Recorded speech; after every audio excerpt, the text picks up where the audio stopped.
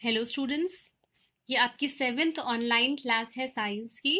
और हम पढ़ रहे हैं चैप्टर 2 जो कि है माइक्रो ऑर्गेनिजम्स या फिर सूक्ष्म जीवाणु। तो इस चैप्टर में अभी तक हमने जो कुछ भी पढ़ा है फर्स्ट चैप्टर में भी और इसमें भी, अगर कोई डाउट है, कोई चीज़ जो आपको नहीं समझ में आई है तो वो आप कमेंट बॉक्स में उसको टेक्स्ट करिए। और हम जो अपनी रिवीजन क्लासेस होंगी चैप्टर 2 के बाद, हम चैप्टर 1 और चैप्टर 2 दोनों के रिवीजन क्लासेस लेंगे और उसमें जो भी आपके डाउट्स हैं उनको हम क्लियर करेंगे।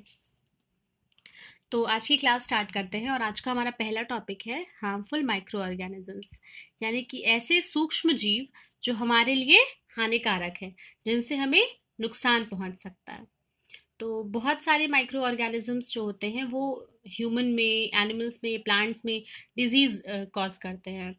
तो जो इस तरीके के रोग उत्पन्न करने वाले ऐसे माइक्रो ऑर्गेनिज्म हैं उन्हें हम पैथोजन कहते हैं या फिर रोगाणु कहते हैं।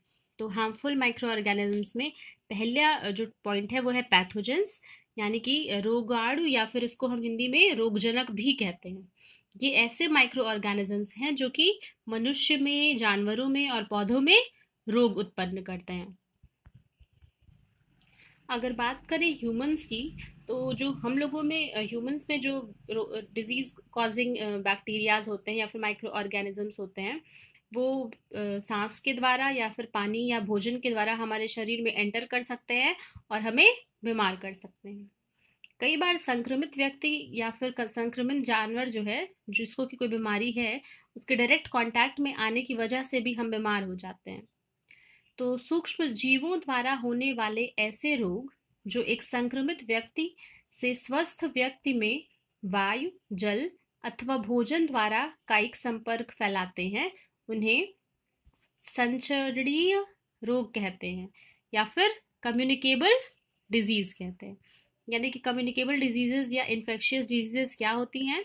ये ऐसी बीमारियां होती हैं जो कि कम्युनिकेबल होती है, यानी कि हमारे आसपास के लोगों में से अगर किसी को ये बीमारी है तो किसी डायरेक्ट कांटेक्ट की वजह से वो क्या होगा, हम भी बीमार हो जाएंगे। जैसे कि इसका एग्जांपल क्या है? कॉमन कोल्ड, सर्दी जुकाम, या फिर हैजा, चिकन पॉक्स और क्षय रोग। अगर कॉमन कोल्ड की बात करें, सर्दी जुकाम की, तो जब किसी इंसान को, मान लीजिए हमारे पास कोई है हमारे बगल में और उसे सर्दी जुकाम हुआ है, तो ऐसा कोई इंसान अगर छींकता है तो जो वायरसेस होते हैं, जो विषाणु होते हैं, वो भी एयर में आ जाते हैं और ये हमारे सांस के थ्रू, हमारे जिस तरीके से हम रेस्पायर करते हैं उसके थ्रू ये हमारी बॉडी में एंटर कर जाते हैं और फिर हमें भी क्या हो जाता है? कॉमन कोल्ड हो जाता है, हम भी बीमार हो जाते हैं। तो इस तरह की जो डिजीजेस होती हैं उनको हम क्या कहते हैं? कम्युनिकेबल डिजीज कहते हैं। कम्युनिकेबल डिजीज जो है वो बहुत तरीके से हो सकती है। मेन जो सोर्सेज हैं कि इन्फेक्शन के किन किन तरीकों से हो सकती है, उसमें सबसे पहला है डायरेक्ट कांटेक्ट, दूसरा है एयर, तीसरा है कंटामिनेटेड फूड या फिर दूषित खाना, इंसेक्ट्स और एनिमल बाइट्स, जानवरों के काटने से या फिर कट्स एंड वुंड्स, चोट लगने से। तो एक एक करके इन सब पॉइंट्स को हम ध्यान से पढ़ते हैं। सबसे पहला है कि डायरेक्ट कांटेक्ट। किसी भी मान लीजिए कोई भी इन्फेक्टेड इंसान है या जानवर है और उसके डायरेक्ट कांटेक्ट में हम आ गए तो हमें वापस से क्या हो जाएगा? वो सेम डिजीज हो जाएगी। जैसे कि रिंग वॉर्म या फिर चिकन पॉक्स। तो चिकन पॉक्स जो है वो डायरेक्ट कांटेक्ट में आने से होती है। सेकेंड है एयर। तो हवा के थ्रू ड्रॉपलेट इन्फेक्शन, हवा के थ्रू जो इन्फेक्शन होते हैं उनको हम ड्रॉपलेट इन्फेक्शन भी कहते हैं, जैसे कि कॉमन कोल्ड और फ्लू। जब कोई, अभी मैंने एग्जांपल बताया कि जब किसी इंसान को सर्दी हुई है और वो छींकता है तो जो वाटर ड्रॉपलेट्स, जो हमारे एटमॉस्फेयर में जो वाटर ड्रॉपलेट्स होती हैं और फिर उसको हम सांस लेते हैं, हवा में वो वायरस आ जाता है और फिर जब हम सांस लेते हैं तो वो हमारी बॉडी में चला जाता है और इससे एक स्वस्थ इंसान भी क्या हो सकता है? इन्फेक्टेड हो सकता है। तीसरा पॉइंट है इसमें कंटामिनेटेड फूड, यानी कि दूषित खाना या पानी। जैसे कि अगर हम एग्जाम्पल लें कॉलेरा का और टाइफाइड का, तो ये ऐसी बीमारियां हैं जो कि दूषित खाना और दूषित पानी से फैलती हैं। एक इंसान को अगर हुआ है और तो ये ऐसी बीमारियां हैं कॉलेरा और टाइफाइड जो कि दूषित खाने से या दूषित पानी से फैलती हैं। फिर इसमें अगला पॉइंट है थ्रू इंसेक्ट्स, यानी कि कीड़े मकोड़ों के थ्रू, जैसे कि फ्लाइज होती हैं या फिर मस्कीटोज होते हैं। तो फ्लाइज या मस्कीटोज जो है ये कुछ ऐसे कीट हैं, मतलब कीटाणु हैं, जो कि इन माइक्रो ऑर्गेनिजम्स को कैरी करते हैं, इनके कैरियर्स होते हैं, जिसको कि हम हिंदी में रोग वाहक कहते हैं। तो घरेलू मक्खी, अगर हम बात करें घर में जो मक्खी होती है, तो वो भी इसका एक एग्जाम्पल है। ये मक्खी जो है वो कूड़ों पे या फिर जो भी गंदगी है वहाँ पे जाकर बैठती है, और वहाँ पे जब ये बैठती है तो जो भी माइक्रो ऑर्गेनिजम्स हैं जो कि बीमारी कॉज कर सकते हैं वो उसके शरीर से चिपक जाते हैं। फिर यही मक्खी जब बिना ढके भोजन पर बैठती है तो वहाँ पे क्या होता है कि यहाँ वहाँ पे चांसेस होते हैं कि जो माइक्रो ऑर्गेनिज्म इसकी बॉडी से चिपके हुए हैं वो वहाँ पे रिलीज हो जाए, उस खाने पे चले जाएं, और ऐसा खाना खाने से जो भी इंसान ऐसा खाना खाएगा, ऐसा प्रदूषित खाना खाएगा, तो उसके बीमार पड़ने के चांसेस क्या होते हैं, बहुत ही ज़्यादा होते हैं। इसलिए सजेस्ट किया जाता है कि खाने को हमेशा ढक करके ही रखा जाए, और बिना ढके खाने से हमें बचना चाहिए।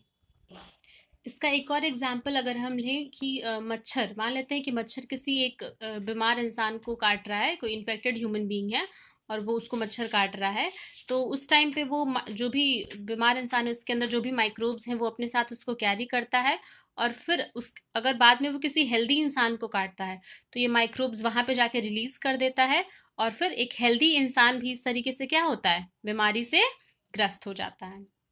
बीमारियां जैसे कि मलेरिया, डेंगू फीवर या फिर येलो फीवर, ये सारे जो हैं वो इसी तरीके से फैलते हैं। अगर हम एग्जाम्पल लेते हैं मलेरिया का, तो फीमेल एनोफिलीज मॉस्किटो जो है वो क्या होता है, इसका कैरियर होता है। तो ये जो है वो इंसेक्ट्स की वजह से या फ्लाइज की वजह से क्या होती हैं, ये बीमारियां फैलती हैं। अब हम इसका रोकथाम कैसे कर सकते हैं, कैसे इसको प्रिवेंट कर सकते हैं। तो अगर मच्छरों का केस लेते हैं तो सारे मच्छर कहाँ होते हैं, मतलब जहाँ पे भी पानी प्रेजेंट होता है वहाँ पे होते हैं। तो हमें पानी को कहीं भी रुकने नहीं देना चाहिए।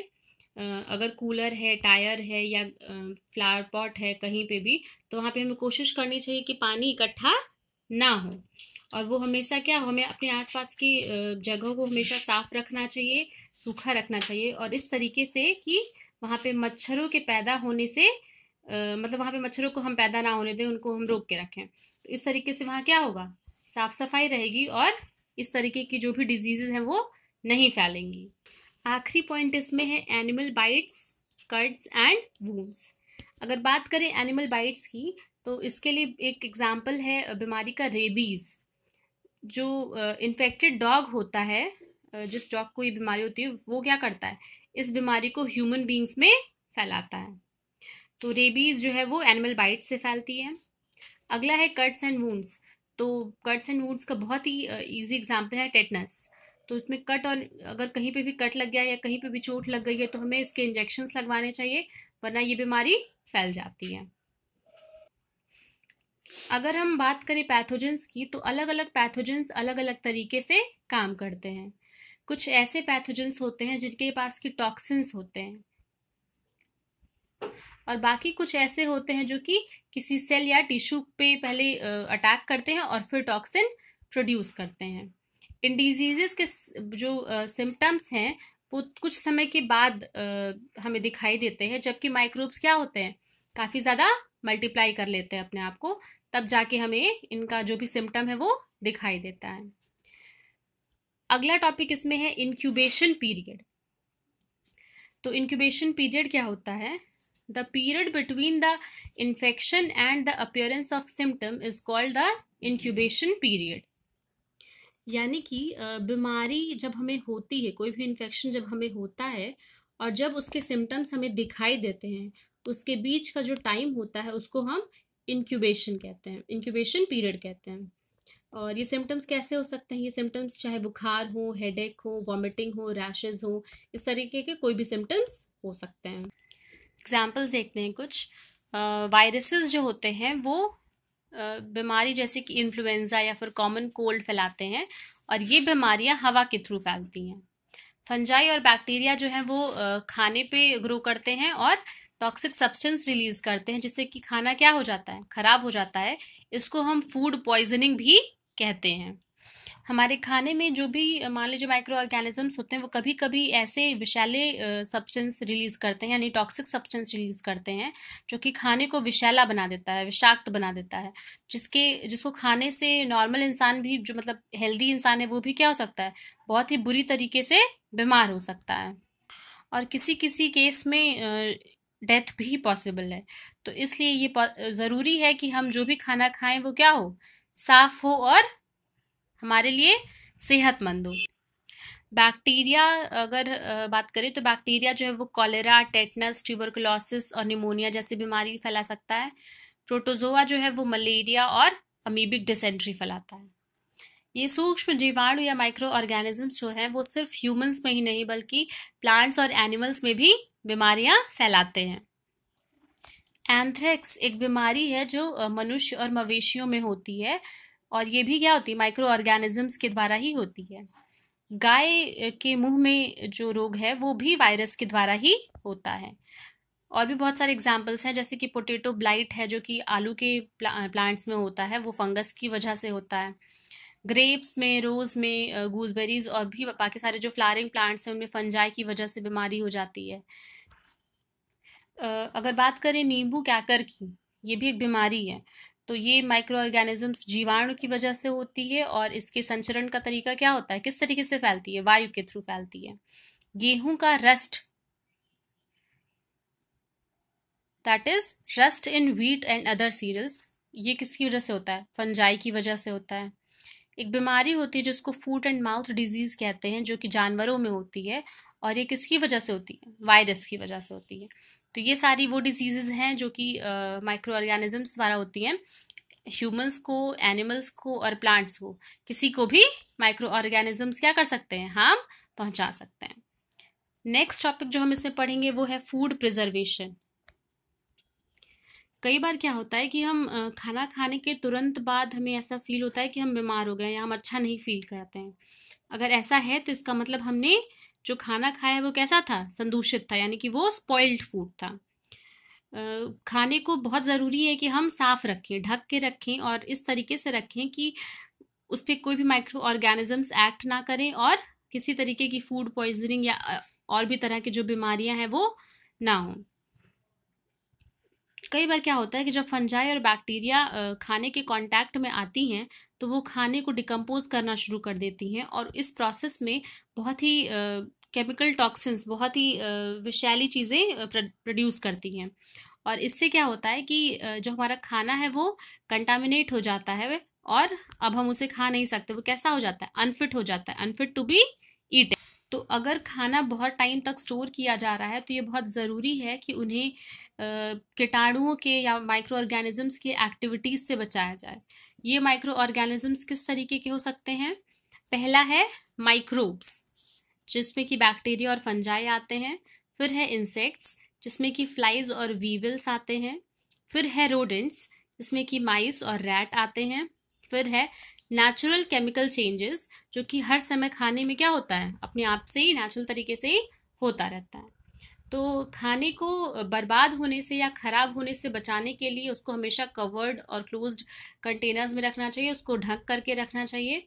हालांकि कई बार ये पॉसिबल नहीं हो पाता है कि हम अपने खाने को माइक्रोब से बचा सकें, तो ऐसे में बेहतर ये होता है कि हम माइक्रोब्स को किल कर दें, उनको हटा दें, ताकि उनका ग्रोथ ना हो हमारे खाने पे। इससे जो this will prevent food borne diseases, मतलब खाने की वजह से जो भी डिजीजेस होती हैं ये हमें उनसे बचाएगा और फूड को फिट रखेगा काफ़ी लंबे समय के लिए। तो एक ऐसा प्रोसेस जिसमें कि हम खाने को खराब होने से बचाते हैं, और उसकी जो पोषक तत्व हैं खाने के, उसको हम बचा के रखते हैं लंबे समय के लिए, इस प्रोसेस को हम फूड प्रिजर्वेशन कहते हैं। फूड प्रिजर्वेशन हमारे लिए बहुत हेल्पफुल होता है। कैसे? ये ना सिर्फ खाने की वेस्टेज को बचाता है, जबकि खाने का जो स्टोरेज पीरियड है, कितने टाइम तक हम खाने को सेफ रख सकते हैं, उस टाइम को भी बढ़ाता है।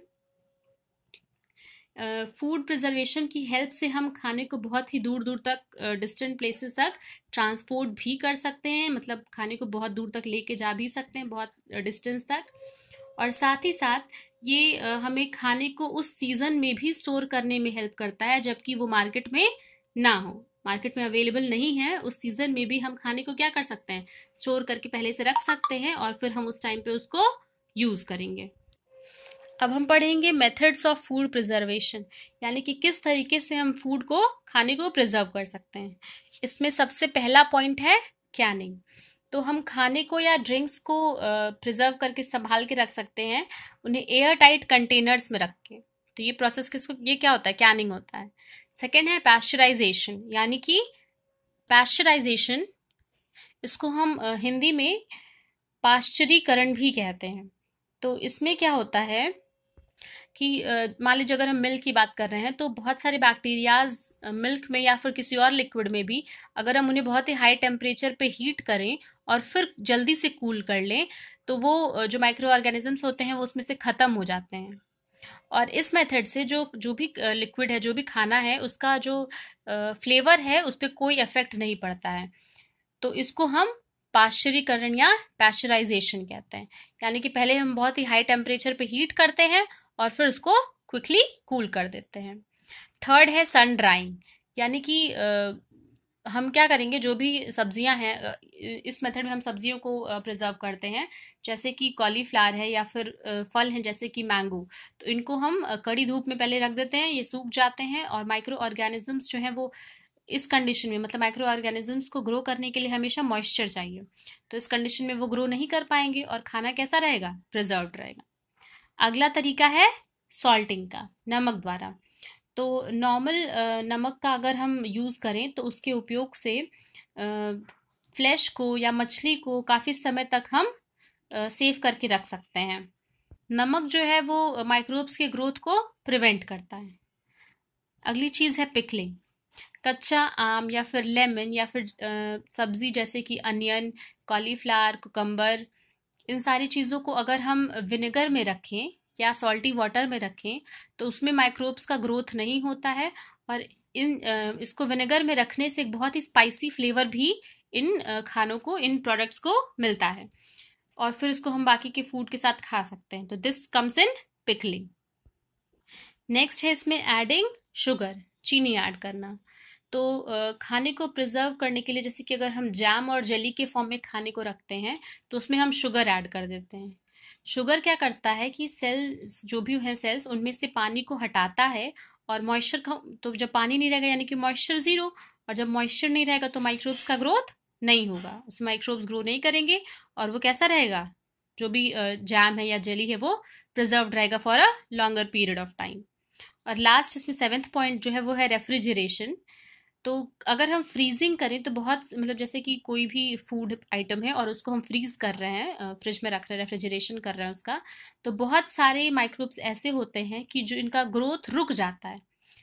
ठीक है, तो फ्रोज़न खाने को हम बहुत समय तक बाहर नहीं रखना चाहिए, क्योंकि जब हम उसको फ्रीज करते हैं तो माइक्रोब्स का ग्रोथ तो रुक जाता है, लेकिन अगर हम उसको बाहर निकालेंगे और काफ़ी टाइम तक रखेंगे तो माइक्रोब्स स्टार्ट हो जाएंगे, फिर मल्टीप्लाई करने लगेंगे और फिर वो क्या बन जाएगा, हमारे लिए हानिकारक बन जाएगा, हमें एडवर्स इफेक्ट करेगा।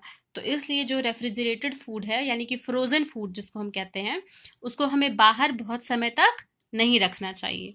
तो ये हमने पढ़े हैं 7 methods for food preservation. This is all about this chapter. तो इस चैप्टर का ये लास्ट टॉपिक था। अब आप वीडियोस सारे वापस से सब अच्छे से देखिए, समझने की कोशिश करिए। कोई ऐसा क्वेश्चन है जो आपको नहीं समझ में आया है तो वो आप पूछिए कमेंट बॉक्स में। कल हम चैप्टर 1 का रिविज़न करेंगे, तो एक बार अच्छे से सारे वीडियोस देख लीजिएगा। अगर कुछ डाउट है तो आप उस टाइम पे पूछ सकते हैं। So revise chapter 1 properly. This is the homework. Thank you, class.